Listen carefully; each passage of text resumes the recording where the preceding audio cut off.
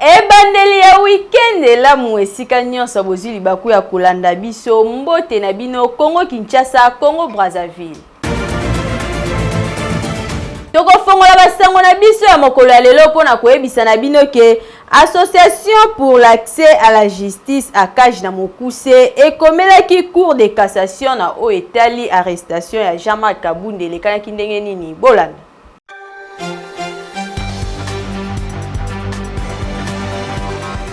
Association congolaise pour l'accès à la justice à Kaj na Mokuse a sengaki na nzela ya lokasa oyo atindaki epai ya procureur général près à cour de cassation exécution ya ordonnance pour la mise en détention préventive ya honorable Jean-Marc Kabunda.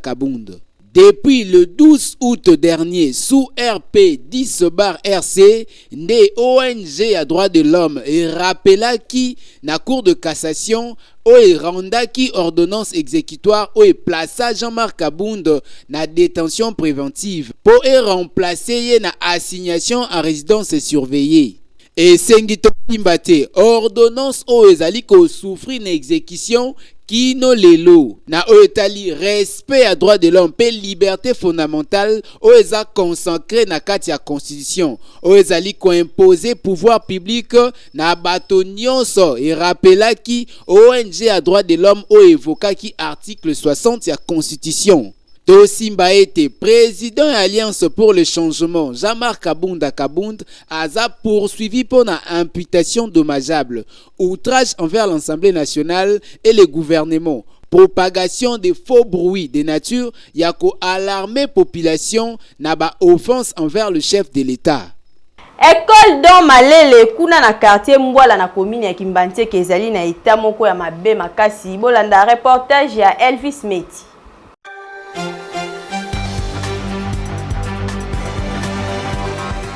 Gratuité de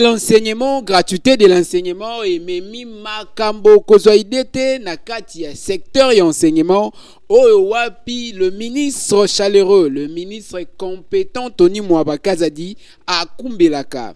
Tozali awa na commune ya Kimbantie plus précisément na quartier Mbwala epai wapi école okozaidete ndeti kaka ndako ya kofanda ya kufutela kutu bien esika nini bana bazokotanga na ba chambre lia ba salle de classe pona kolobake école et respectaka ata critère to condition en viabilité te. On dirait kaka ba inspecteur awa balekaka te pona kota lolenge kani bana ba finani lokola na kati ya Transco to pe na kati ya train ya Onatra kasi okondimate mayelo yo wapi bana oyo bazali kaka kotalisake moko akozala ministre mosusu président et mosusu pe akoti kokoma député okozwa idete talande timona oyo na tableau okondimate otie totie ça dit mais si apesi question ya zo zongi sa réponse on dirait dictionnaire à la rousse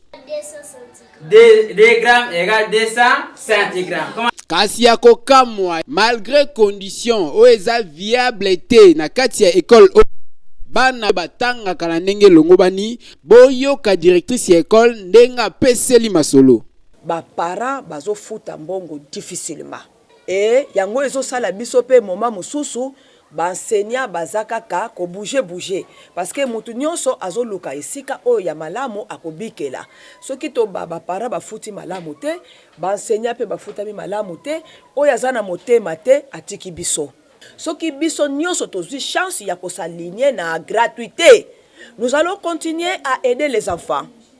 Na oetali Minerval po kotuna na ndako ya 4 chambres o eza divisé 4 na avant midi pe 4 na après midi selon ba niveau ya classe et sengi koyeba ete bana o ba futaka ba frais ça dit ba parents na bango ndeti kaka na carte okoya na mois 2000 directrice azui mois 5000 ti okokokisa Minerval na yo na totalité ya par trimestre o ezalaka 3 trimestres pona batia yo na libanda te. kasi ya koyeba ete bana oyo ya classe bazali se na susi moko oyo bazoko beta mbela malgré ministre Tony Mwaba azoko pekisa esika wapi esengeli bana batanga esengi ezala malamu pe viable, c'est-à-dire réunir ba conditions, mais kasi bana oyo susi na bango eza ya kokende na ba école peuplete kasi kozwa esika malamu soki bakonzi batie maboko na tina te bana oyo batanga malamu ekosala eloko po baza avenir ya lobby. Route Mayenga o ezali bongo na entrée ya Kanluka kuna na commune ya Ngaliema ebebi na ndenge moko ya kosakana te, surtout kaka soki mvule mei kobeta ma plein ponzela ya kolekeza rati.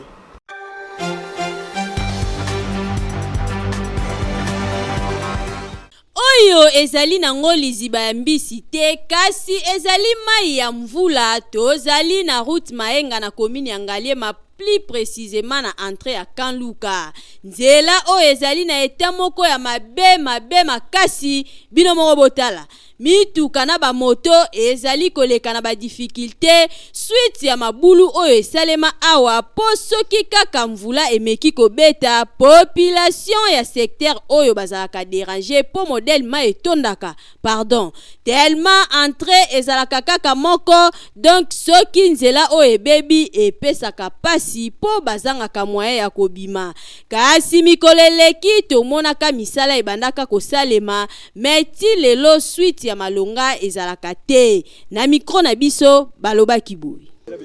nzela bazo sala misala na misilité, il paraît tozo ka o ingénieur ba yibi mbongo ben tel ba yibi mbongo bango moko bakolo mbongo bayaka batelemaka po musalo eke ne libela soki tozo tika baye bazui ba ouvrier ba futa mabiente. Est-ce que technicien na courage ko sala bakonzi ba moko fongola misu mais basi c'est musala soki basi si musala batando leka bien sikota na bambole banzi nzela mabe soso kama mbula mukebeti ya mabe ya makasi musala babandaki bien mais ba aussi ça musala te au juste freiner pour la nini nzela bola risque fort ba accident bani batwa ko ya wana boyeza bien te bana baloba bongisa ba ya kati tisiko na bien surtout ça nene babimisi déjà mbongo musala sama musala etambola malembe esa makutu te to lobake musala esa ma penati. Donc mai awe tondaka pena awe moni mai pesaka retour tina ba mapango. Donc tant to moni chef de l'état ye awa to mona kango lokola donc Moïse ayo kolongola biso pena na boumba po bo to awa to zaka sombule beti donc moye zate ba memanga batu kolongwa awa ti kuna 500 na mukongo muna comme akuti 1000 francs so mai po mai tondaka pena mataka pena. Donc to sepe livre vraiment to sengina ba konzi bayoke la biso ma vraiment basa la biso musala vraiment basi c'est la biso musala. Toko senga kaka na bakonzi batala nanu likambu ya nzela oyo misala ya botongi ezonga po population na mituka bazwa moyen ya kosirkile malamu soki bobongisi ekosale loko te. Population ya commune ya Selembao bazali kolela na o etali pasi ya mai pokuna régie des eaux atindaka mai kaka une fois par mois bakoma na bango kosalela nde mai ya forage.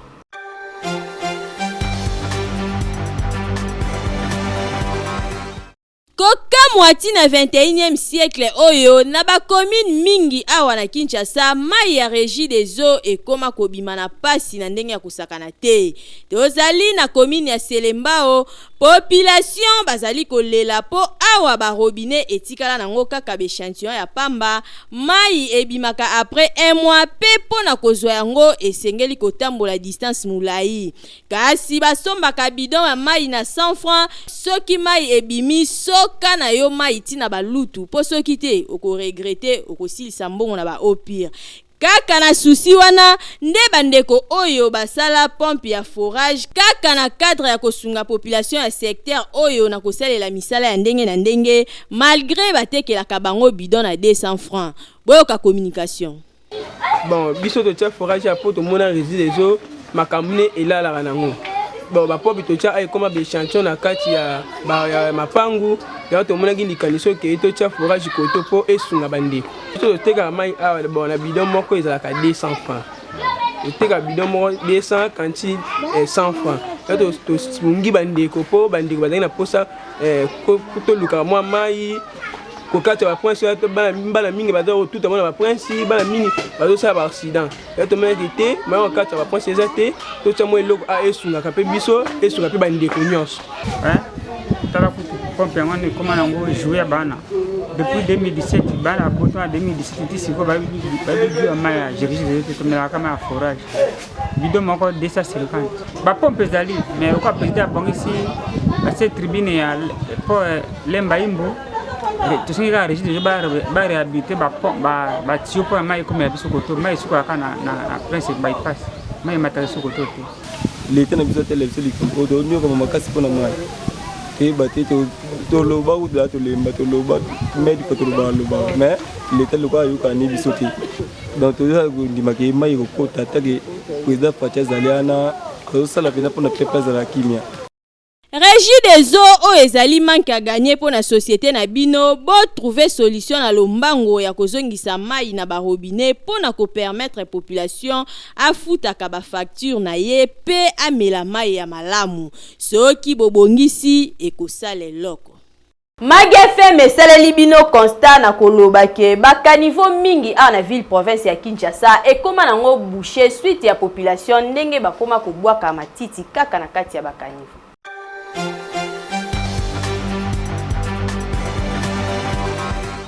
Rédaction ya Mag FM et sali constat que soki otamboli na ville province ya Kinshasa oko remarqué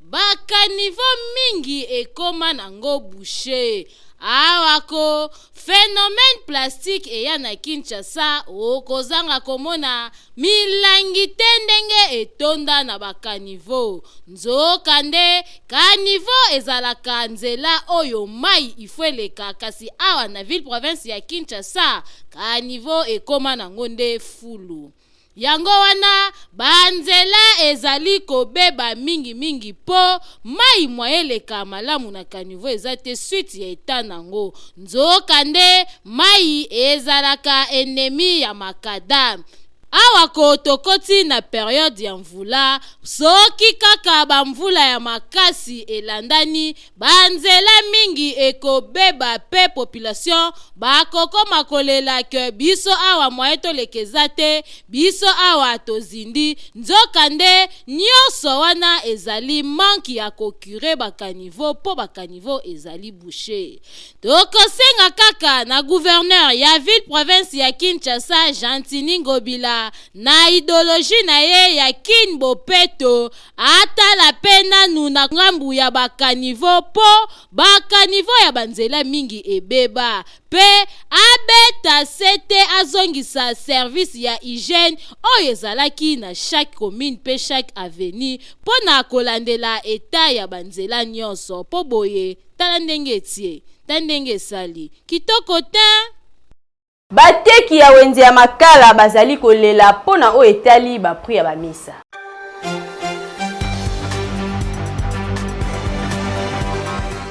Lelo soki otamboli na ba wenze mingi ya ville province ya Kinshasa surtout na ba marché pirate okomona ke batu mingi bakoma ko préférer koteka na libanda ya wenze pe kotanda biloko na mabele nzokande bakimaka na bango ba prix ya ba mesa na kati ya wenze po ezalaka trop cher malgré na kati pe koteka ya malonga ezalaka te batu mingi basukaka libanda neti awa tozali na wenze ya makala mesa eteka makana $40 siko zwana osoye mutu ye mokutu fona eza ya $40 te au moins teke olia nzoto kasi ya pasi eza ke koteka na nzela boye surtout pembeni ya makadam ezalaka ba risque makasi pe na ba accident o esalimaka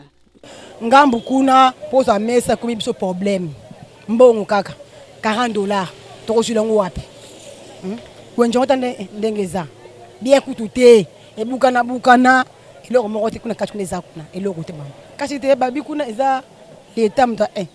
apose kawana pose ma place pose place kuna popataka mbongo po mbongo ekende wapi na leta azo mbongo na biso so tosala ni mama message nanga eza nini koteka bona wenje boye to bote eza risque mais ne to na komo papa mama taka passe poto to luka to lukite eza passe. tokosenga na ba administrateur ya ba wenze baluka nanu kota la situation oyo na kokitisa ba prix ya ba mesa pona ko permettre ba mama ba kota na kati ya ba wenze pe bazala protéger na ba marchandise na bango ekozala esengo makasi soki bosali bongo ekosala eloko te. Nzela ya mapela rai kuna na commune ya Masina ebebi makasi okondima kutu te bolanda.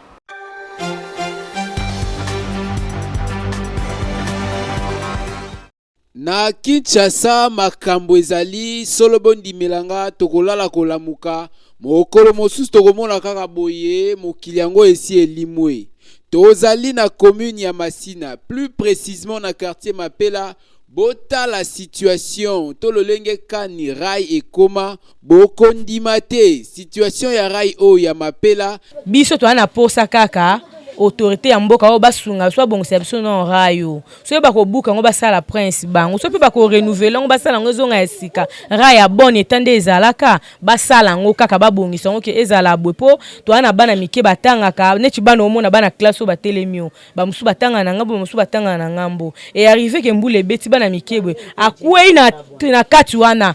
bato bazatena na ko intervenir pour moi no abika. Mais toyeba ete rai oyo ba négliger lelo boye ezali oyo permetaka fluidité to facilité à transport na baye balongwaka aéroport ya njili po ba atteindre gare centrale tope centre ville kasi eta na yango ezali tellement ya kobeba okozwa ide te na yango soki bosali eloko pona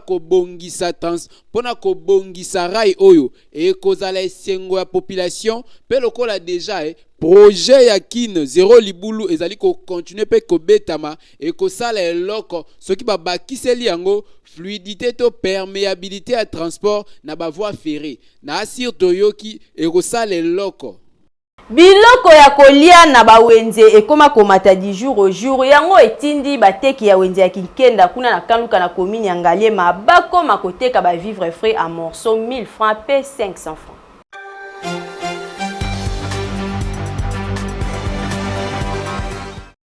Vie sociale ya bakinois ekomi pasi makasi na oyo etali kolia biloko ezali ya komata na ndenge ya kosakana te nde na wenze ya Kinkenda awa na quartier Konluka na commune ya Ngaliema bateki bakoma na bango koteka biloko en détail, c'est-à-dire soso boyebi ke soso esomba makakaka ya mobimba kasi awa bakoma kokata morceau 500 kaka ndenge bozali komona mabumu makoso quiz awa ekata maka 500 na faut pas soko zano na 2000 osombi mwa 4 morceaux na yo okalingi pe olobi na lambi soso na lie musuni ya soso ezala bambisi ya kokauka tala ndenge bakangi yango mipiku na 200 francs na 300 francs awa soko zano na 1000 francs okolia mbisi ya kokauka pe osepeli olie bio. Population bakomi kolela misusu bakomi koloba mboka ezokende wapi po eta oyo biloko ekomi kotekama en tout cas pardon tozali kokende na pauvreté malembe difficulté tozana ngo awa yango oyo mbongo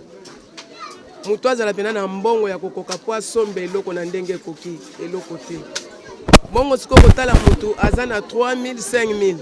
azoluka eloko ya 500 eloko ya 200 eloko ya 300 moyen tosala autrement ezate il faut totia kaka pona gagner ne fisike ke na boma nazwa kaka ta muke mais place tozouta tosomba biloko très cher lisoko ke libongo oke masine biloko ezatana mais soki toye awa omoni ke lokola pe eza monoko moko bon tozokoka koteka te penza poso tochita lebele bakila bakosomba te mbongo eza te bamisusu baza possibilité te donc toloba toteka kilo mitusu akazala mwa 2000 aza mwa 3000 aya asomi soso bakati azwi mwa biloko bakati kati ake kolia moni bateso baza possibilité te. Gouvernement congolais en tout cas bobongisa social na oyo etali kolia peuple alia malamu asepela po balobaka ventre affamé n'a pas d'oreille. Awako mokonzi ya mboka alobaki le peuple d'abord kasi peuple bazo kemba bazo bénéficier te yango malobango ezalaki kaka slogan ya pamba po na terrain eloko moko ezosala mate na oyo etali social. Boyoki notion ya pardon esi elimwa nango kala na mitu ya bakinwa okozwa kutu idete.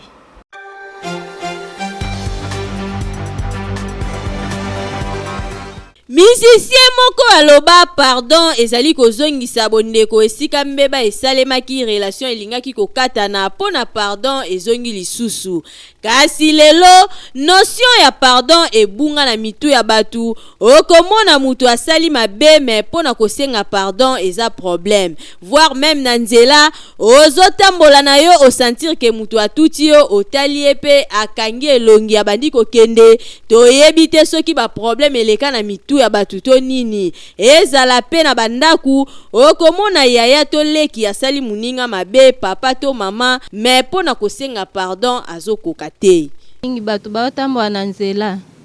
baza makambo ebele na mutu talaka misale ezate pase leki azotambola ba makambo ebele na mutu ata tuti mutu boy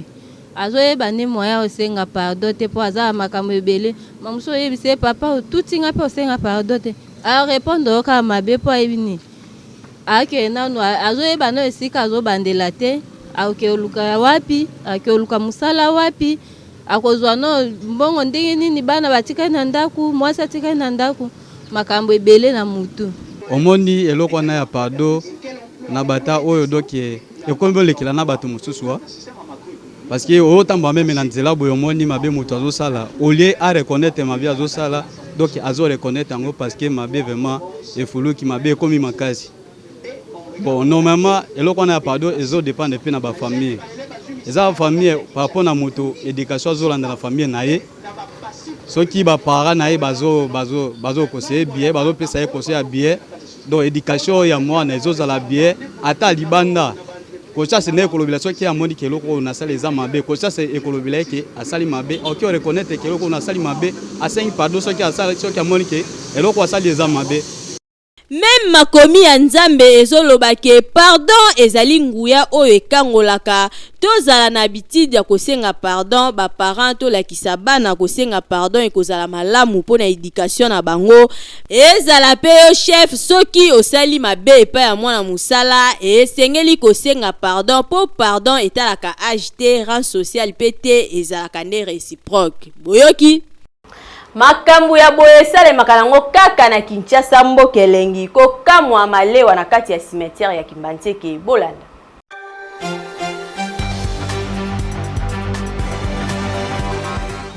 Christophe Colomb asala tour du monde bondi melangai soki otambo na Kinshasa okomona makambo tozali awa na cimetière ya Kimbanteke sika pi bakunda baye ya biso baza ya motuya kasi okozwa ide te mama oyo bozali komona a préféra na ekosala kala ingangu c'est-à-dire malewa pembeni ya batombo na kati ya cimetière kokamwa atekaka fufu loso poisson tige mikongo ya soso pe biloko misusu ndeti kaka atekelaka bawei kasi bongo te atekelaka nde bato balekaka awa pe bafandi nzinga ya cimetière ezali pona bawei te. En tout cas makambo ya boye esalamaka kaka na RDC plus précisément na Kinshasa o babengaka yango mboka elengi pona mboka mosusu jamais okomona boye te. Na sima ya kotambola pona kozwa bilili na kati esika bazali koteka bilei o wapi ezali cimetière topesi bazali nzinga pe moteki malewa mikro kasi okoboya na yo po alobi akoloba na ekutu eloko te po soni esalaki bango na ndenge ya kosakana te mama azobomba na elongi bamona kutu ye te ndeti kaka mort vivante to moto atekaka biloko na kati ya ba morgue. tokomi na suka ya édition na biso ya mokolo ya lelo soki bosepelaki nango bopesa merci na équipe technique pe équipe rédactionnelle mobimba o basalelaki bino mosala kitoko kasi topesa lisusu merci epai ya maître Malou Billy Cléophas o azali initiateur pe président ya fondation Malou Mobimba ngana bino tokokuta lisusu mikolo ezali koya te